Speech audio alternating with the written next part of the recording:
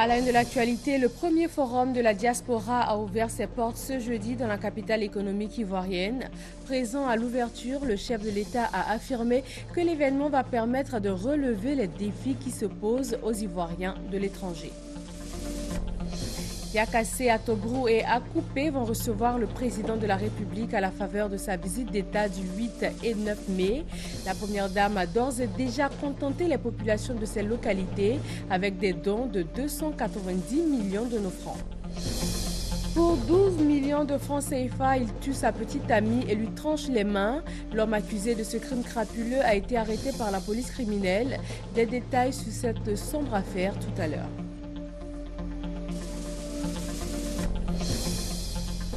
Les élections présidentielles en Centrafrique ne vont pas se tenir aux dates indiquées. Le rapport de l'autorité nationale des élections communiqué pendant le forum de Bangui évoque un manque de fonds, un quart seulement du budget étant disponible à ce jour. L'actualité, c'est tout de suite sur RTI 1. Bonsoir et bienvenue à vous. Le dossier de ce jeudi se penche sur les perturbations de ces derniers jours dans le milieu du transport interurbain. Des syndicats encaissent abusivement des taxes aux chauffeurs. La commune de Cocody a décidé d'y mettre fin, mais cette décision a été accueillie par des contestations et des mouvements de grève. Comment cela fonctionne-t-il? Que faut-il faire pour y mettre fin? Restez avec nous pour des éléments de réponse à ces questions. Dans une vingtaine de minutes, ce sera dans le dossier du jeudi. Il s'est ouvert aujourd'hui. Le premier forum de la diaspora a mobilisé 300 représentants des Ivoiriens de l'extérieur. Présents avec plusieurs membres du gouvernement à la cérémonie d'ouverture, le président ivoirien Alassane Ouattara a indiqué œuvrer avec son équipe à associer la diaspora ivoirienne au développement économique et social du pays. Viviane Naïma. Ils sont venus de la France ainsi que de tous les autres pays d'Europe, des États-Unis, du Canada, de l'Arabie saoudite, mais aussi du Mali, du Sénégal, bref, du monde entier. Car la diaspora ivoirienne, depuis une dizaine d'années, s'éparpille à travers le monde. 300 représentants de ces Ivoiriens de l'extérieur sont venus participer à ce premier forum de la diaspora ivoirienne qui s'est ouvert ce jeudi 7 mai au Palais des Congrès de l'Hôtel Ivoire pour prendre fin le vendredi. Signe de l'importance de ces assises, la présence du président de la République à la cérémonie d'ouverture. Diaspora ivoirienne, quels enjeux pour une Côte d'Ivoire en voie d'émergence? Cette diaspora ivoirienne est estimée aujourd'hui à 1 240 000 personnes, soit 5,4% de la population ivoirienne. Et selon l'OCDE, l'Organisation de coopération et de développement économique, cette diaspora est qualifiée. Un tiers de ces Ivoiriens de l'extérieur sont diplômés du supérieur, autant de compétences et de talents. Le ministre de l'intégration africaine et des Ivoiriens de l'extérieur a félicité le président de la République Alassane Ouattara pour sa vision d'associer la diaspora à l'œuvre d'émergence de la Côte d'Ivoire. Monsieur le président de la République, ce forum qui nous rassemble procède d'une vision que vous portez depuis fort longtemps, celle de considérer que la mobilité humaine est un des enjeux majeurs de ce monde et que la diaspora ivoirienne peut être un levier de développement à condition bien sûr d'être mobilisé convenablement. À la faveur de ce forum vont se côtoyer et mieux faire connaissance des entrepreneurs, des investisseurs, des ingénieurs, des banquiers, des financiers, des enseignants, des étudiants et j'en passe. Ils appartiennent à tous les secteurs de pointe qui font aujourd'hui les grandes économies. Ces Ivoiriens de l'extérieur représentent une variété de situations. Mais j'ai pu l'observer, ils ont un point commun, Monsieur le Président de la République. Leur attachement à la mère patrie, la Côte d'Ivoire. Ils ont la passion de notre pays. Plusieurs thématiques seront abordées au cours de ces 2 jours de travaux. L'assistance aux étudiants ivoiriens à l'extérieur, la représentation des Ivoiriens de l'extérieur, le retour volontaire, la mobilisation des compétences, le mécanisme de financement des projets. Des spécialistes venus de plusieurs pays et les ministres en charge de la diaspora du Maroc, du Sénégal, du Gabon, ainsi que plusieurs ministres du gouvernement apporteront des éclairages. En félicitant la tenue de ce premier forum de la diaspora ivoirienne, le président de la République a informé ses compatriotes de l'extérieur qu'ils pourront désormais recevoir la RTI, la radio-télévision nationale, où qu'ils soient dans le monde. Il les a aussi rassurés qu'ils pourront participer au scrutin lors de l'élection présidentielle. Vous, les Ivoiriens de l'extérieur, vous êtes une force et une richesse pour la Côte d'Ivoire. Votre dynamisme, vos talents et votre courage sont des atouts pour la nation ivoirienne dont vous êtes des dignes ambassadeurs. Je viens de donner les moyens à la RTI pour qu'elle soit reçue sur tous les continents à partir de fin juin. Je tiens à ce que tous nos compatriotes vivant hors de nos frontières puissent exercer leurs droits civiques en participant à la prochaine élection présidentielle. C'est une obligation constitutionnelle, comme vous le savez, et nous devons donc en être totalement conformes. Le gouvernement mettra tout en œuvre pour que chaque électeur puisse disposer dans les délais requis, sa carte nationale d'identité et sa carte d'électeur. Le président de la République a aussi abordé la question des migrations clandestines, cause de nombreux drames humains au cours des tentatives de traversée de la Méditerranée. Au regard de l'embellie économique que connaît notre pays, aucun Ivoirien n'a aujourd'hui de raison de risquer sa vie en tentant la traversée clandestine de la Méditerranée. Donc j'encourage tous ceux qui, notamment, sont en Libye, à s'adresser au ministère ici pour que nous puissions les rapatrier sur la Côte d'Ivoire. Voyez-vous, moi je suis particulièrement peiné de voir des milliers de jeunes migrants, dont beaucoup d'Africains, périr en mer Méditerranée. Cette tragédie qui heurte la conscience universelle nous interpelle en tant que responsables et en tant qu'êtres humains. Je pense que les pays africains doivent faire leur autocritique et se mettre au travail pour que nous puissions éviter ce genre de situation à nos concitoyens africains. Le premier forum de la diaspora ivoirienne s'est donc ouvert ce jeudi. Les conclusions et recommandations de ces assises sont attendues par le gouvernement.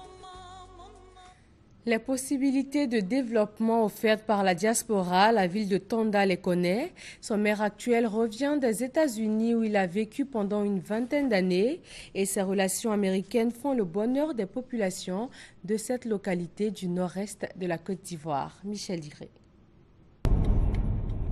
Nous sommes en 2012 à Atlanta, aux États-Unis.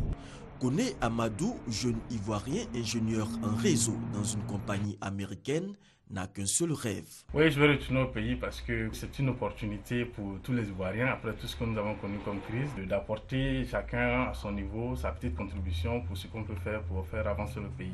Rentré en Côte d'Ivoire en 2013, Amadou est élu maire de Tanda. L'expérience acquise pendant la vingtaine d'années passées aux États-Unis et son carnet d'adresses sont mis au service des populations. Une école américaine bilingue avec l'initiation à l'informatique dès le CP1 est tout de suite ouverte.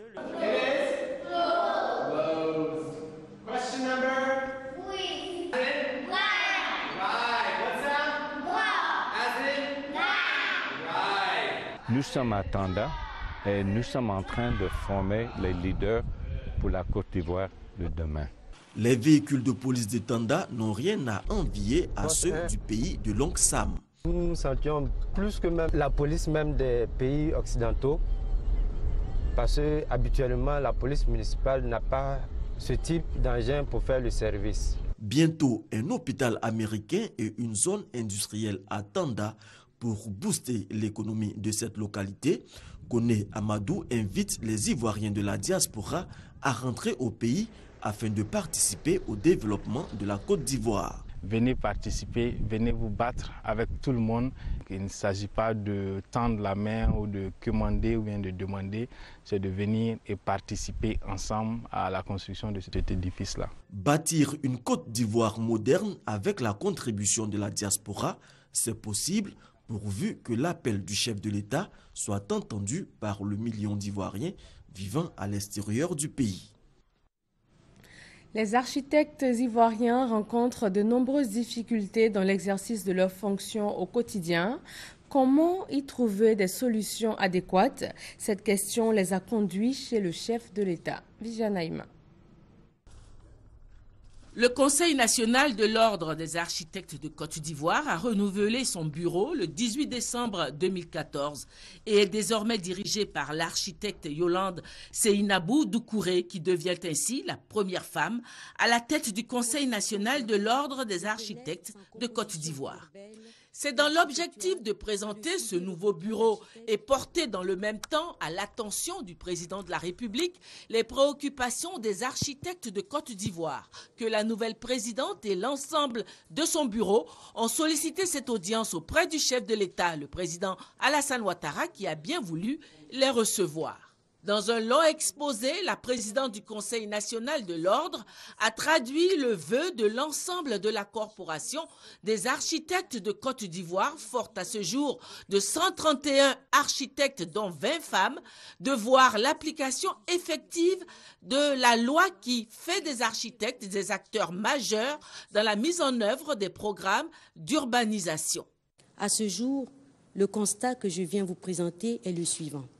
La loi 70-488 du 3 août 1970 n'est appliquée et respectée ni dans son esprit, ni dans sa lettre, ce qui a pour conséquence une saturation anarchique du marché de la construction et de l'urbanisme, une violation flagrante permanente de l'éthique sociale professionnelle, si chère à votre ambition de bâtisseur, une déréglementation de la profession avec les préjudices dont l'impact reste très grave au sein des populations qui en paient un lourd tribut.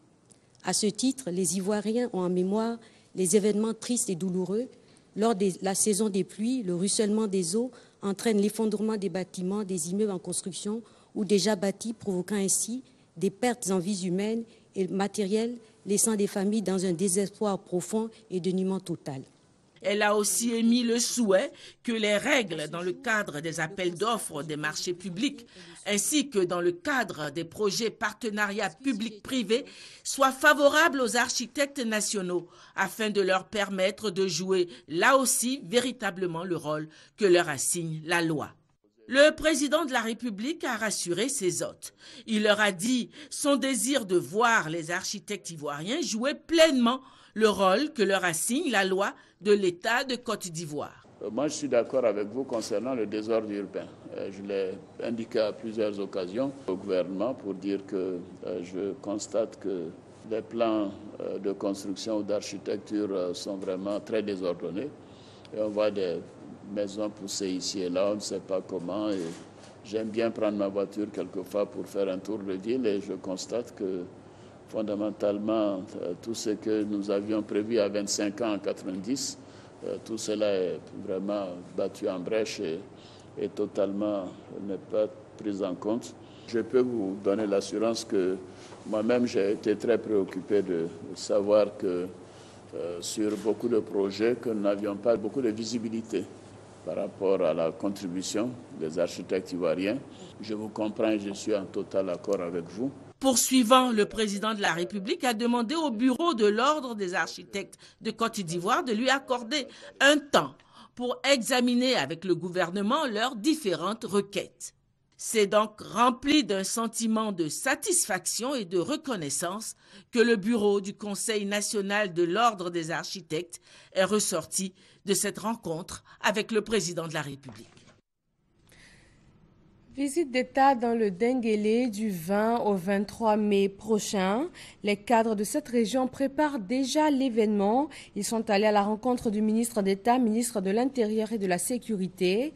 Ahmed Bakayoko dit avoir bien noté les différentes préoccupations qui lui ont été transmises. La région de la Mé, elle, reçoit le chef de l'État demain et après-demain. Pour les populations d'Akoupé, première étape de cette visite d'État, c'est une lueur d'espoir pour l'amélioration de leurs conditions de vie. Mamadou Kouassi. Tourner le robinet dans l'espoir d'avoir de l'eau potable, un geste que Nadia Sissé n'effectue plus depuis des semaines. Sa famille et elle sont obligés de se tourner vers le puits, le seul du quartier. Tous les 3 mois, il y a facture, mais il n'y a pas l'eau. Souvent, on peut taper 3 mois. Dans 3 mois, on peut avoir seulement l'eau 2 fois. La famille Sissé n'est pas la seule victime de cette pénurie d'eau. Toute la ville d'Akoupé, y compris l'hôpital général, en fait les frais. Nous avons gros bassines pour recueillir de l'eau, pour pouvoir satisfaire les malades et même le personnel œuvrant. Donc, ce qui fait que l'entretien même de l'hôpital nous pose assez de problèmes à cause du manque d'eau qui est vraiment réduit et récurrent.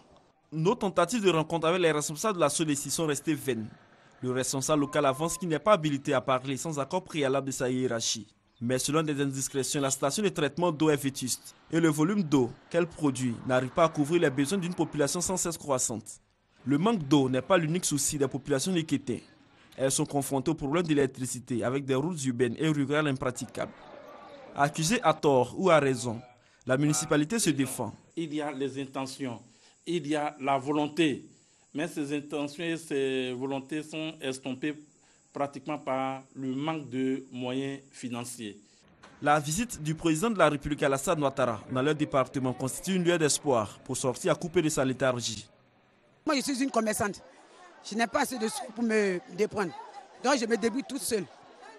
Donc, quand je la vois de mes propres yeux, je voudrais qu'elle me donne quelque chose, qu'on puisse prendre ça pour nous aider, nous les femmes, à couper. Notre président arrive, on est content, on est en joie. Mais ce qui se passe dans notre ville ici, il faut que nous avons besoin de notre rue, on va goudronner. Vraiment, on est très content de son arrivée. Les gens disent que les Atiers n'aiment pas le président.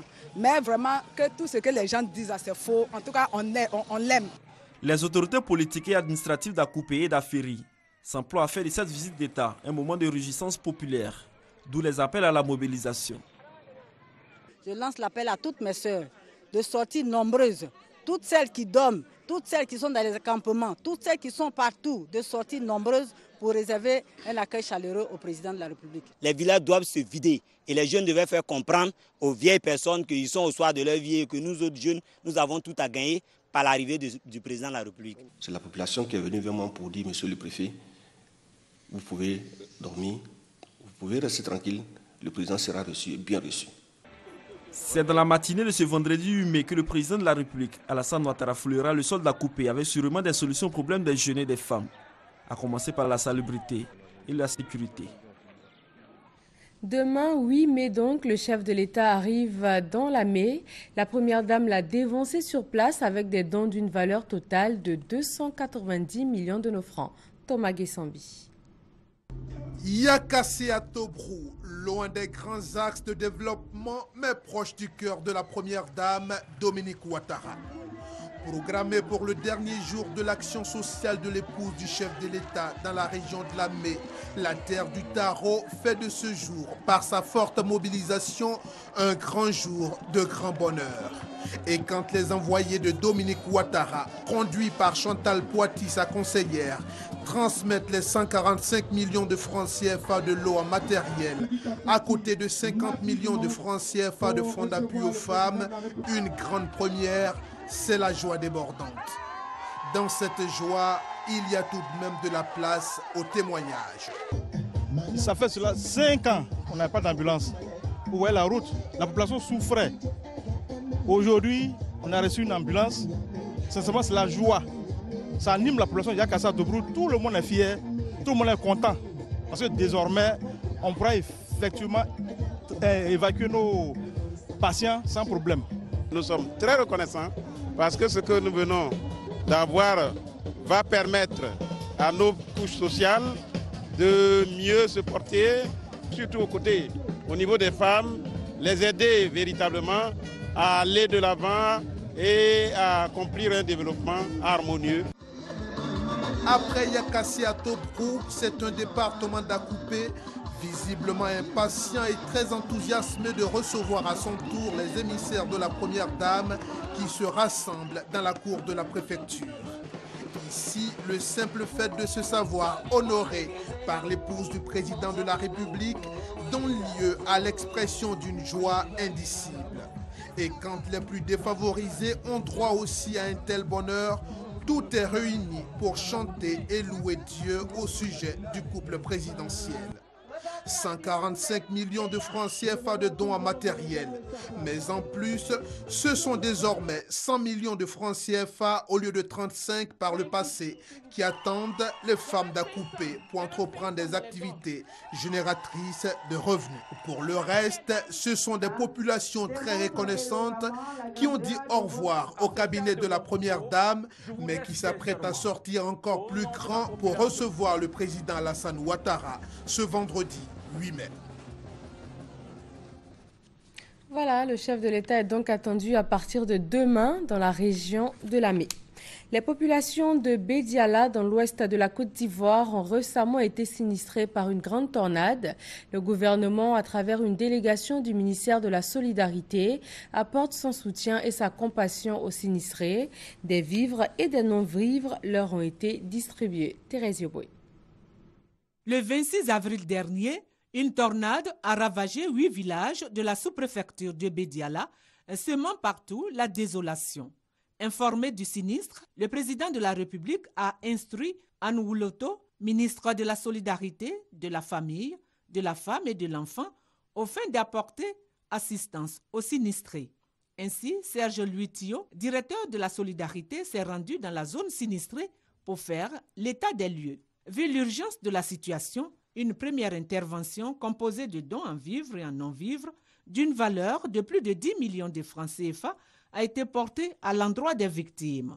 Léopoldine Tiezan-Kofi, présidente fondatrice du Réseau international des femmes pour les actions affirmatives, RIFA, a réceptionné ce don à Bandiaï en présence de Flore Méandeke, sous-préfet de Bédiala, des élus locaux et des chefs des différentes communautés. La présidente du RIFA a exprimé sa gratitude au président Alassane Ouattara pour cet acte de portée sociale. Elle a saisi l'opportunité pour inviter ses parents à cultiver l'esprit d'entente et de cohésion, toutes choses qui concourent au développement d'une région. 25 milliards de francs CFA viennent renflouer le projet Emploi Jeunes et Développement des compétences PGDEC. En accordant ce financement additionnel au projet, il est question pour la Banque mondiale d'appuyer les actions de développement économique et social déjà engagées par le gouvernement ivoirien. Godefroy Kambawa, Jean-Luc Bango. C'est en 2011 que la Banque mondiale a pris l'initiative d'accompagner la Côte d'Ivoire en vue de faire face à l'épineux problème du chômage des jeunes. Ce don de 25 milliards de francs CFA, accordé comme financement additionnel au projet Emploi Jeunes et Développement des compétences, PGDEC, s'inscrit dans cette initiative. Cet accord destiné à poursuivre le soutien que nous apportons à l'action menée par la Côte d'Ivoire pour promouvoir des perspectives d'emploi chez les jeunes et développer des programmes de formation professionnels à leur intention. Il va aussi permettre de renforcer les activités menées sous l'égide du projet initial de manière remarquable et aider les jeunes défavorisés à trouver un emploi. Un engagement salué par les autorités ivoiriennes. La cérémonie de ce jour traduit assurément la ferme volonté de votre institution à tenir ses engagements vis-à-vis de la Côte d'Ivoire. Je voudrais donc saisir cette occasion pour louer l'ambition de ce projet et saluer les efforts du ministère d'État, ministère des Affaires sociales et de la formation professionnelle, des experts de la Banque mondiale et de tous les acteurs qui ont permis d'aboutir à la concrétisation de ce financement. Lancé en 2012, le PGDEC a pour objectif d'améliorer l'employabilité de 27 500 jeunes avant le 30 juin 2015. Il devra aussi favoriser l'insertion de plus de 30 000 jeunes supplémentaires, dont plus de 50% de femmes. L'appui de la Banque mondiale va surtout contribuer à la réforme du système d'apprentissage ainsi qu'à la modernisation de plusieurs centres de formation professionnelle en Côte d'Ivoire.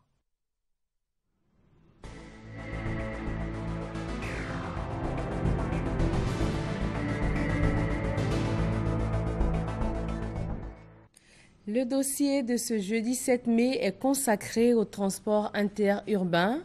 Des individus constitués en syndicats collectent des taxes auprès des chauffeurs.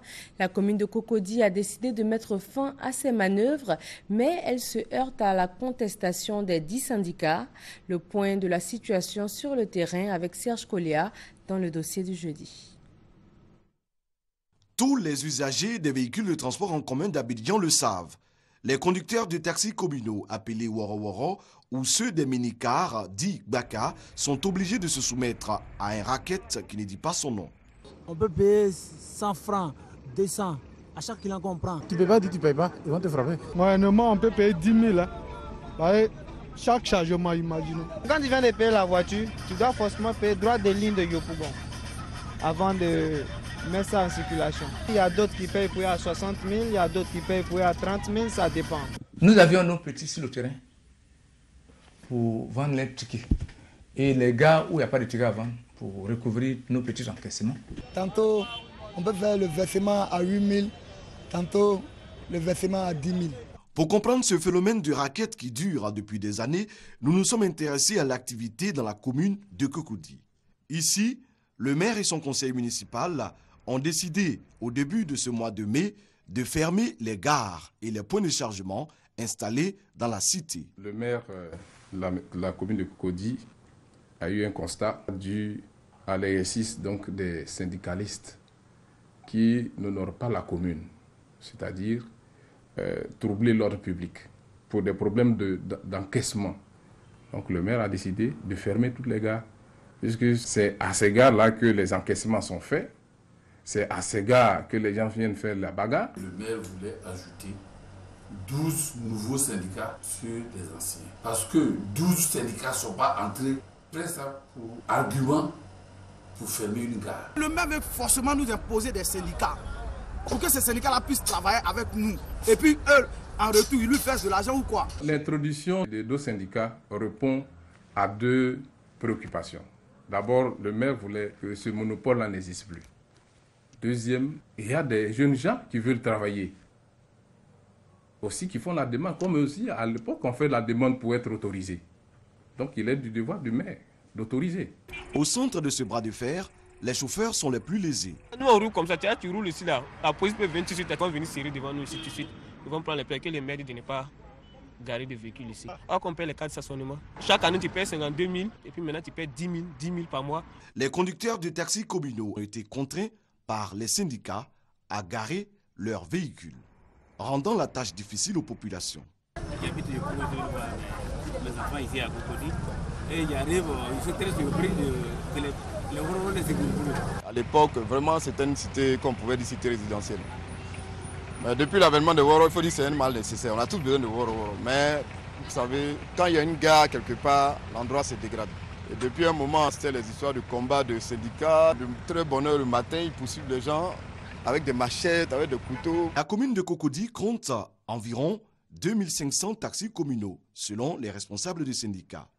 En dehors des taxes de la mairie, 14 syndicats érigés en collectif encaissent au quotidien des sommes. Un véhicule paye 700 francs par jour. 700 francs par jour pour chacun des 2500 véhicules en circulation, ce qui permet aux syndicats d'empocher environ 1 750 000 francs CFA par jour, sans compter les autres frais payés aux chargeurs sur le terrain. Ce n'est pas tout, il y a aussi un droit à payer avant de circuler sur l'une des 33 lignes de la commune. C'est le droit de ligne à Cocody. Oui. On paye combien? 57 000. Par véhicule? Oui. Pour les quelques 2500 véhicules en circulation à Cocody, cela fait un peu plus de 142 millions de francs CFA que les syndicats ont déjà encaissés. À quoi sert tout cet argent? Le local que nous occupons là, vous pensez que ça peut coûter combien? Il y a des climatiseurs dans tous les bureaux. En plus de cela, quand un membre a des problèmes, nous venons à son secours. C'est pas comme ça qu'ils voient le syndicalisme. Quand on dit on est syndicat et qu'on défend quelqu'un, c'est de défendre ses droits, l'aider dans ces situations difficiles. Quand on prend les 57 000 francs, ce n'est pas parce que c'est toi ton adhérent, non. Parce qu'on s'est laissé des petits poches d'arrangement. Et c'est ce qui fait que chacun a un peu. Et il s'en sort, on s'en sort avec. Maintenant, si on vous demande ce que vous prenez là, qu'est-ce que vous faites avec? Vous êtes bloqué vous-même qui prenez cet argent. En réalité, c'est ça qui fait que le maire aujourd'hui se plaint contre nous. Il nous revient qu'ils encaissent beaucoup de sommes. Mais nous n'avons pas fait les calculs pour savoir combien ils brassent. Mais par leur comportement, déjà, nous savons qu'ils ne veulent pas se défaire. De fortes sommes d'argent qui rentrent dans la poche de certains individus. Les autorités communales de Cocody veulent réguler le secteur. Comme dirait l'homme de la rue, la mairie veut voir clair dans cette affaire. Nous avons voulu réformer le système et nous nous sommes rendus compte qu'il y avait beaucoup de réticence, de résistance à la réforme. Mais l'émergence en 2020 commence maintenant et il faut que partout, dans toutes les activités, secteurs d'activité, on montre qu'un certain modèle. À quand l'assainissement de ce secteur? Bien malin qui saura le dire. La grève dans l'enseignement supérieur semble avoir trouvé une solution. La Coordination nationale des enseignants du supérieur et chercheurs de Côte d'Ivoire annonce la levée du mot d'ordre de grève. Cela à la suite de plusieurs séries de concertations avec les autorités et surtout au discours prononcé par le chef de l'État le 1er mai. 3 raisons principales sont à l'origine de cette suspension. Dans un premier temps, nous avons pu ouvrir des discussions avec des membres du gouvernement, dont les ministres Cissé Bakongo, le ministre d'État Ahmed Bakayoko et le ministre de l'Enseignement supérieur, M. Niamien Kona. En second lieu, le Premier ministre a promis de mettre en place un fonds de recherche de 500 millions au profit de l'enseignement supérieur et des centres de recherche. Enfin, le 1er mai, le président de la République lui-même a promis une révalorisation substantielle de notre prime de recherche. Il est le dernier recours et nous pensons que cela mérite d'être marqué par une suspension de la grève pour le respect de sa personne et de la fonction qu'il incarne. En République centrafricaine, les élections n'auront pas lieu dans les délais, donc pas avant la fin de la transition prévue pour le mois d'août. L'information ressort du rapport de l'Autorité nationale des élections communiqué pendant le forum de Bangui ce jeudi. Raison principale évoquée, un quart seulement du budget total des élections est actuellement réuni, provoquant des retards sur toutes les étapes du calendrier électoral. Et c'est tout pour ce 20h. Prochain journal sur RTI 1, 23h. Merci d'être resté avec nous.